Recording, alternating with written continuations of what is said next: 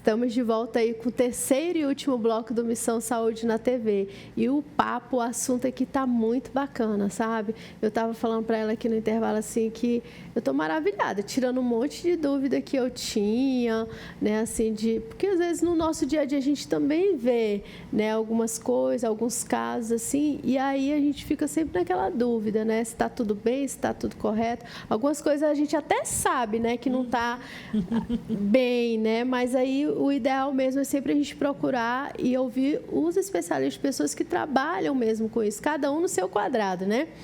E a Letéia, tem uma coisa aqui que eu também achei bem interessante, que é em que momento a criança consegue construir frases sem erros gramaticais, né? Em que momento é esse? Essa construção de frase, ela está dentro do processo, né, de desenvolvimento da linguagem. Então, a criança balbucia, a criança fala palavras simples e ela vai fazendo frases telegráficas. Quer água, quer papá, uau, uau. Ela aponta e mostra uau, uau, que ela quer dizer, olha ali o cachorro. Então, assim, isso é gradativo, né? Essa construção dessa fala, essa construção dessa linguagem, ela acontece de forma gradativa. E aí, dentro dessa construção de frase, tem toda a questão de fonema, que vem junto, né? Quando eu falo de fonema, o que eu falo? De falar certo e falar errado, né? A grosso modo. Então, assim, quando a criança fala água e diz aga, aí ela diz quer aga, e isso ela tem por volta de 2 anos, né? 2 anos e meio, é esperado sim, porque ela está na fase de construção e eu entendo o que ela está dizendo, né? É muito importante isso. Ela está ainda falando errado, que não é errado, né? Ela está no processo de desenvolvimento dos fonemas, de observação, de percepção auditiva mesmo, de como que esse fonema é falado, né, de como que eu escuto esse fonema. Então, com 3 anos, 2 anos e meio, a criança ainda pode estar falando alguns foneminhas assim, algumas palavras que não são corretas, mas é esperado para a idade dela. Então, assim, essa construção de frase, vamos supor, com 4 anos de idade, né, a criança já está falando, formando frase corretamente, né? Mamãe, eu quero ir para a escola. Mamãe, eu não quero comer isso. Mamãe, papai, eu quero ir na casa da vovó. Então, ela forma frase, ela conta história, né? Inventa histórias, canta musiquinha. Então, a gente espera os 5 anos só para a questão dos fonemas, né? Daqueles fonemas mais difíceis que nós temos, que é o R vibrante, que é o R de grupo, o L de grupo. Então, a gente pode esperar até próximo dos 5 anos. Mas a formação de frase, com 2 anos, 2 anos e meio, a criança já está formando frase, né? Com 3, 4 anos, ela já conta uma história, conta o que aconteceu na escola, conta o que aconteceu no aniversário, na casa da avó, na casa da tia. Então, com 3, 4 anos de idade, a criança já tem um bom repertório, né? Já tem um grande vocabulário para estar contando, para estar falando, formando frase. Certo. E, Aleté, quais são assim, as condições mais frequentes de acometimento do processo de aquisição e o desenvolvimento de fala de linguagem na criança? A gente precisa prestar atenção em relação à deficiência auditiva, né? Tudo que pode atrapalhar o desenvolvimento da linguagem. Então, a gente pensa logo na audição, porque o que normalmente acontece, se a criança não escuta, a criança não fala, né? Então, eu preciso perceber se ela reage a barulhos. Então, se ela não está reagindo a barulhos, eu preciso fazer exames, né, auditivos que me levem a detectar algum problema de audição. Problemas com síndromes, né? Síndrome de Down, que é a mais comumente falada, mas, enfim, outras síndromes genéticas, elas levam também à dificuldade na fala e na linguagem. A questão da apraxia de fala, né? Que é também um transtorno de fala, ele vai acometer. Quando a criança teve algum problema na hora do nascimento, né, também dá essa dificuldade na fala, esses transtornos de fala, porque dá paralisia cerebral, né, acontece a paralisia cerebral na criança. Então, dá essas dificuldades na fala também, essas dificuldades no desenvolvimento da fala. E o autismo, né, que é o que mais a gente tem visto no nosso meio, né, de consultório, no nosso meio de familiar.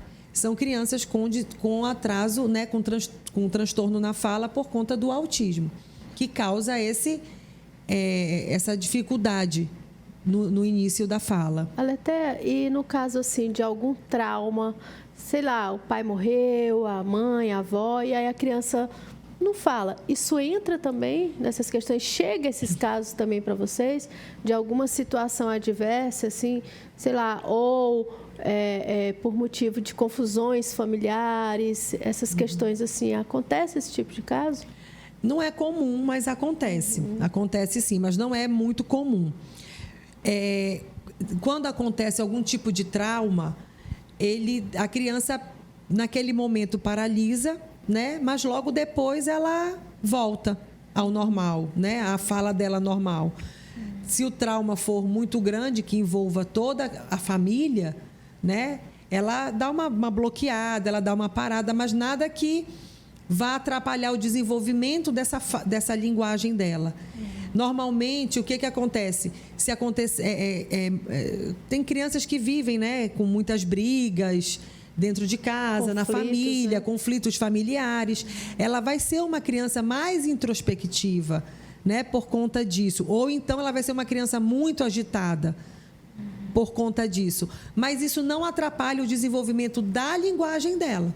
Essa questão dessa introspecção dela não vai atrapalhar o desenvolvimento da linguagem, porque ela vai aprender e vai conseguir falar, ela vai conseguir se expressar de maneira mais calma, né? De maneira mais introspectiva, mas ela vai conseguir. Então, assim, não é muito comum, né, acontecer isso, mas acontece sim. E no caso assim, da gagueira, ela faz parte do desenvolvimento normal? Né, assim, faz. A gente está entrando aí nesse outro universo, assim, né, a gagueira, ela acontece muito. Muito comum. Mais comum do que a gente possa imaginar. É muito comum. Porque, assim, antigamente eu não sei se é porque estão diagnosticando antes e aí estão trabalhando nisso, mas antes tinha muito caso, né? Que aí, inclusive, ficou para adulto, aí não teve mais como ser solucionado, né? É verdade. A gagueira, ela acontece em vários momentos, né? O momento mais comum da gagueira acontecer é no início da fala da criança, no início do desenvolvimento da linguagem. Que a gente costuma dizer o quê? Que a criança é um funil, né? A cabeça é a parte grande do funil e a boca é a parte mais estreita do funil. Então, ela olha, ela observa tudo o que está acontecendo, mas só sai uma coisa de cada vez. Só sai uma palavra de cada vez. Só que ela vê muita coisa, ela quer falar tudo o que aconteceu na escola, ela quer falar que o coleguinha dela, o que o coleguinha fez, o que a professora dela fez. E aí, ela começa atropelando uma palavra na outra. Tu acha que assim, a ansiedade da criança de passar as informações, de falar, porque a gente vive num mundo assim muito agitado. Eu brinco assim, eu falo assim que às vezes a gente quer escrever uma coisa no celular, a nossa mente está mais rápida até do que o dedo, né? Assim, do que sai as coisas lá. É verdade. E a criança, eu acho que tem isso também, mesmo né? jeito, é do mesmo jeito. Porque ela quer falar tudo o que aconteceu, mas ela não dá conta. Né? Ela não tem, ela está num processo de desenvolvimento até dos órgãos fonoarticulatórios dela, de lábio, de língua, de bochecha. Então, ela está no processo de desenvolvimento dos fonemas e ela quer falar muita coisa. E aí as palavras vão se atropelando de verdade. Então, a gente chama de disfluência do desenvolvimento. Então, isso acontece muito, é muito comum. Mas a gente precisa observar se essa disfluência vai permanecer. Então, e se existem casos na família de gagueira, principalmente masculino, principalmente o menino, Então, é muito comum a gagueira em meninos. Então, a gente precisa estar em observação, assim, se na família tem o pai, se na família tem um avô, né, que teve problemas com gagueira. Então, a gente precisa ficar um pouquinho antenado em casos de menino, que não já permanece assim por muito tempo com essa gagueira. Então, ele está no processo de desenvolvimento, porque essa gagueira, no início do desenvolvimento, ela passa. A criança atropela as palavras, né? Mas ela melhora, ela fica bem. Então, o que nós temos que fazer? Né? Vou aproveitar aqui para estar... O que nós precisamos fazer para estar ajudando essa criança?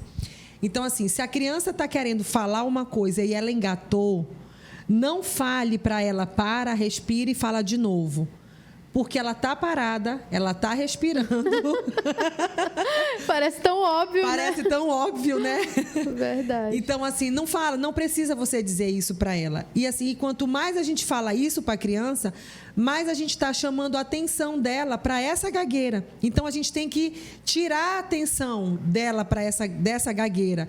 Então, assim, se eu sei o que ela está falando, eu só faço complementar sutilmente, né? O que ela está falando. Então, se ela engatou em alguma palavra, mas eu sei qual é a palavra que ela engatou, aí a gente, né, o adulto diz assim, tá bom, eu sei, é verdade, né? A professora fez isso mesmo. E aí, pronto, é como se a gente puxasse a palavrinha e aí vem todo um resto. Então, assim, a gente precisa ajudar a criança. Então, a gente incentiva ela na fala. A gente incentiva como? Dando essa pequena ajuda, né, de forma sutil mesmo. Porque quanto mais eu falo para a criança, eu não estou entendendo o que tu está falando, para de gaguejar. A criança, aí ela vai ficar com aquele medo, né? Quando ela for começar a falar, nervosa, aí ela vai pensar, meu Deus, eu vou gaguejar. Aí ela acaba não falando.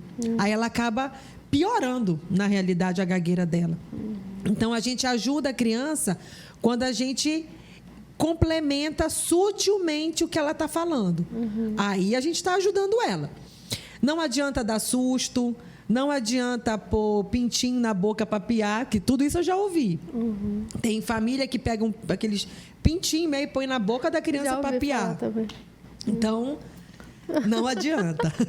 Gente, eu não sei, mas eu acho que a Aletheia vai ter que vir aqui de novo e a gente vai falar só sobre gagueira, porque tem muita coisa, né? Tem um monte de dúvida que eu fiquei, viu, Aletheia, aqui a respeito disso, sobre a questão assim, por que quando tá cantando a gagueira não fala, porque eu quero deixar isso para um outro programa que tem um monte de coisa a respeito disso, que eu acho que realmente dá um programa bem bacana sobre isso. E eu já gostaria de agradecer ela até assim, nossa, eu amei, gente, assim, muitas dúvidas, como eu falei, assim, eu acabei tirando aqui até para poder ajudar, né, outras pessoas também, passando orientações e ao mesmo tempo, assim, não interferindo no lado, assim, profissional, de procurar pessoas que realmente são competentes para isso, né? Então, muitíssimo, Aletheia, por ter tirado seu tempo. Eu sei que é corrido, gente. Todo mundo que vem aqui no programa tem a vida, assim, muito cheia de coisas para fazer, né? Mas a gente sempre fica muito grato, né? Assim, por aceitar o desafio, né? De estar aqui passando para vocês todas essas informações. Então, de coração, Aletheia, muitíssimo obrigado, viu? Eu também agradeço. Eu agradeço muito, porque é uma das coisas que eu mais gosto de fazer é orientar a família. Porque quando a gente orienta a família, a gente tira muitas dúvidas e a gente deixa que a família acerte, né? A gente ajuda a família a acertar. Então, quando a gente orienta uma família, quando a gente orienta uma mãe, um pai, uma avó, que a gente tira essas dúvidas, a gente está ajudando a criança, a gente está ajudando o desenvolvimento dessa criança. Então, eu que agradeço, né? Eu gosto muito de estar falando sobre isso, de estar orientando, porque às vezes, assim, normalmente, né? O pai não erra querendo errar, como nós já falamos. Mas se nós dermos um pouquinho de ajuda, olha, vai por aqui, faz isso, pronto, já deu nós já ajudamos, né? A família, já demos esse norte para a família, e quem ganha é a criança. Ótimo.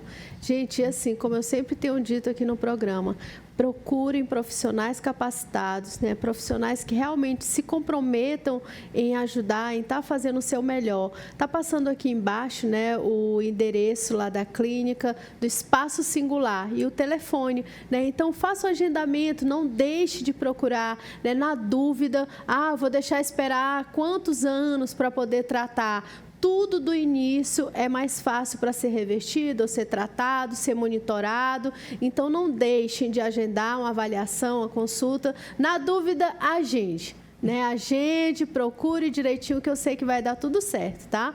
Então, nós ficamos por aqui com mais um programa Missão Saúde na TV, sempre trazendo as melhores informações para você. Fique ligadinho no programa.